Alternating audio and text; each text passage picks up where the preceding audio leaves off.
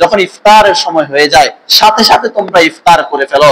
কারণ আল্লাহর রাসূল সাল্লাল্লাহু আলাইহি ওয়াসাল্লাম হাদিস শরীফের মধ্যে বলেন, লা ইয়াজালুন নাসু বিখাইরিন, আমার উম্মতেরা ততদিন পর্যন্ত কল্যাণের উপরে থাকবে, ততদিন পর্যন্ত ভালোর মধ্যে থাকবে, যতদিন না তারা আজ্জালুল ফিতর, যতদিন না তারা তাড়াতাড়ি ইফতার করে নেবে, অর্থাৎ সময় হয়েছে সাথে সাথে তারা ইফতার করে নেবে।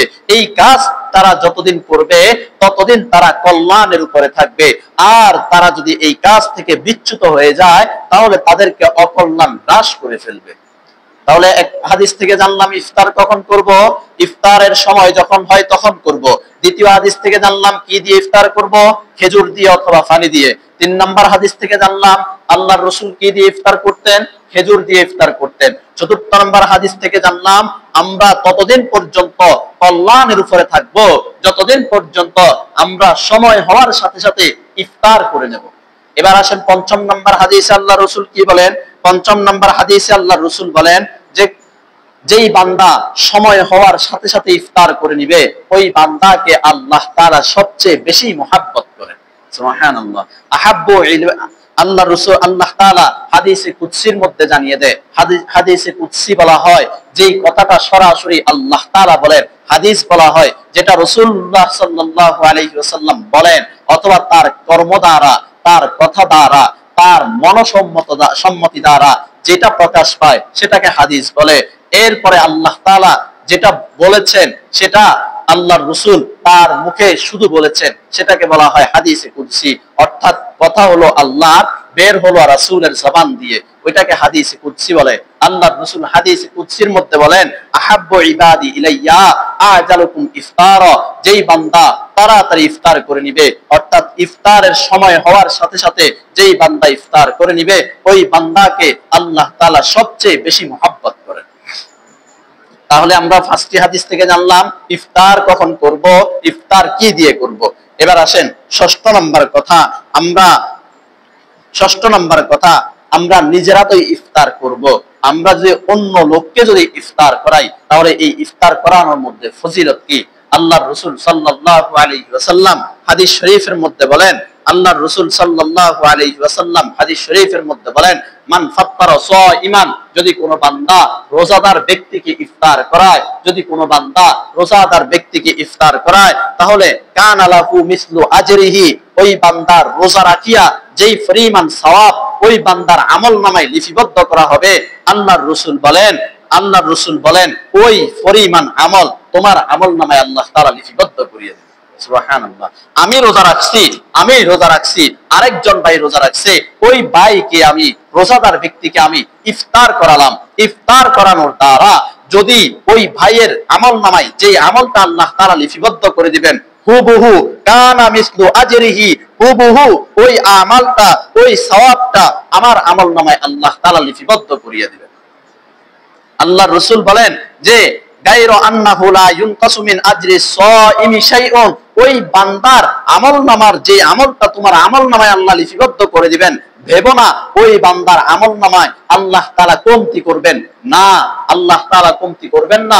ওই বান্দার আমলনামায় যতদূর আমল দেওয়া দরকার ততদূর আমল ওই বান্দার আমলনামায়ও দিবে এবং ওই ততদূর সওয়াব তোমার আমলনামায়ও আল্লাহ লিপিবদ্ধ করিয়ে দেবেন। সুবহানাল্লাহ। এবার আসেন তো এখন আমি প্রশ্ন করি, আপনারা উত্তর দেন।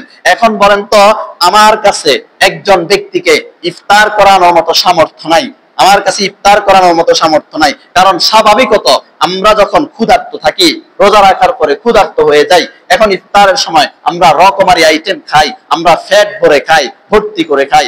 এখন ওই ফ্যাট ভর্তি করে খাওয়ানোর মতো সামর্থ্য আমার নাই, এখন আমি কি ইফতার করাবো না? করাবো। কেমনে করাবো? ওই যে আল্লাহর রাসূল বললেন ইফতারের মধ্যে বরকতের খাবার কি? খেজুর খাওয়া। ইফতারের মধ্যে বরকতের খাবার কি? পবিত্র খাবার কি? পানি খাওয়া।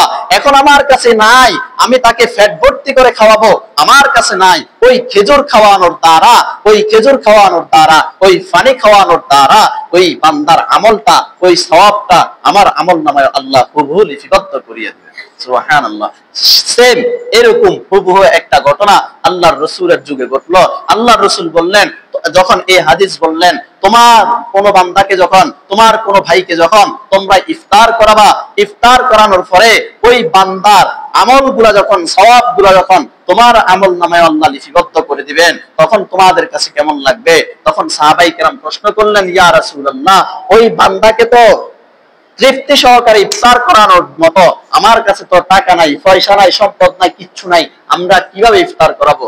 আল্লাহর রাসূল বললেন, তাহলে ওই বান্দাকে একটা খেজুরের মাধ্যমে হইল ইফতার করিয়ে ওই বান্দার সবগুলা তোমার আমল নামায় লিখে নাও। বলে খেজুর তো নাই, কি করব? বর্তমান সময়ে তো খেজুরের এত দাম, কেমনে খেজুর খাওয়াবো? আল্লাহর রাসূল বলেন, খেজুরও না পারলে এক গ্লাস পানি হলেও, এক গ্লাস পানির বিনিময় হলেও ওই বান্দাকে ইফতার করাইয়া তোমার আমল নামা ওই বান্দার সওয়াবগুলো লিপিবদ্ধ করে।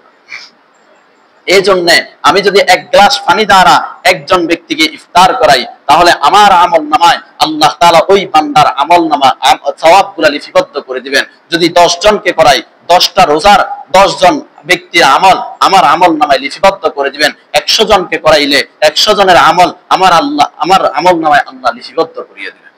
এই জন্য আমাদের সামর্থ্যে যতদূর কুলায় আমরা যেই সমস্ত আইটেম গুলো ইফতারের মধ্যে করি, একটা প্লেটের মধ্যে যতদূর সম্ভব, একটা প্লেটের মধ্যে একটা পেঁয়াজু, একটা বেগুনি, একটা আলুর চপ, 2টা 4টা বুট পার্শ্ববর্তী ঘরের মধ্যে ফাটাবো, আর পার্শ্ববর্তী ঘর আমার ঘরের মধ্যে ফাটাবে। তার দ্বারা ফায়দা কি? আমার ইফতারি সে খাইলো, তার ইফতারি আমি খাইলাম। আমার ইফতারি খাওয়ার দ্বারা, আমার ইফতারি সে খাওয়ার দ্বারা আমার যে সওয়াবটা, সেই সওয়াব তার আমল নামায় লিপিবদ্ধ হইল। আমার সওয়াব কি কমবে? কমবে না। আমিও যে সওয়াব পাবো, সেও সেই সওয়াব পাবে। তার ইফতারি আমি খাওয়ার দ্বারা তার সওয়াব আমার আমল নামায় লিপিবদ্ধ হবে, তারও সওয়াব কমবে না। সেও যে সওয়াব পাবে, আমিও সেই সওয়াব পাবো। এই জন্য এই আমলটা সব সময় করা দরকার। সামান্য পরিমাণ হলেও পার্শ্ববর্তী ঘরে কিছু ইফতার ফাটানো, যাতে করে তাদের সওয়াবগুলোও আমি নিতে পারি। আল্লাহর রাসূল সাল্লাল্লাহু আলাইহি ওয়াসাল্লাম ভিন্ন আরেক হাদিসের মধ্যে বলেন, যদি কোনো বান্দা কোনো রোজাদার ব্যক্তিকে ইফতার করায়, তাহলে ওই বান্দার জন্য ফেরেশতারা দোয়া করতে থাকে। আল্লাহর রাসূল সাল্লাল্লাহু আলাইহি ওয়াসাল্লাম সাদ ইবনে উবাদা রাদিয়াল্লাহু তাআলা আনহুর ঘরে গেলেন। যাওয়ার পরে আল্লাহর রাসূল সাল্লাল্লাহু আলাইহি ওয়াসাল্লামের নিকটে কিছু আপনার রুটি এবং জাইতুন ফল নিয়ে আসলেন। তো আল্লাহর রাসূল সাল্লাল্লাহু আলাইহি ওয়াসাল্লাম সেগুলো খাইলেন, ভক্ষণ করলেন। এরপর আল্লাহর রাসূল সাল্লাল্লাহু আলাইহি ওয়াসাল্লাম বলেন যে, আফতারা ইনদাকুমুস সাইমুন, ও ওবাদা, তোমার নিকটে রোজাদার ব্যক্তি ইফতার করলো, তোমার নিকটে রোজাদার ব্যক্তিরা ইফতার করলো। ওয়া আতআমাকুমুল আবরার, এবং নেককার ব্যক্তিরা ভক্ষণ করলো। ইফতার করলো কারা? রোজাদার ব্যক্তিরা। ভক্ষণ করলো কারা? নেককার ব্যক্তিরা। এরপর আল্লাহর রাসূল বলেন, ওয়াসাল্লাত আলাইকুমুল মালাইকা, এবং তোমার উপরে ফেরেশতারা, তোমার উপরে ফেরেশতারা দোয়া করতেছে, আল্লাহ এই বান্দাকে আপনি maaf করে দেন, আল্লাহ এই বান্দাকে আপনি maaf করে দেন। এইভাবে ফেরেশতারা আল্লাহর কাছে দোয়া করতেছে। এই জন্য ইফতার করানো আমরা নিজেরা তো করবো, অপর ভাইকে করাবো। শরম লাগে কেমনে খেজুর খাওয়াই, শরম লাগে কেমনে পানি খাওয়াই, শরমের কিছু নাই। যেটা আছে সেটা আমি তারে খাওয়াবো, সে আমারে খাওয়াবে। খাওয়ানোর দ্বারা তার আমল আমি পাইলাম, আমার আমল সে পাইল।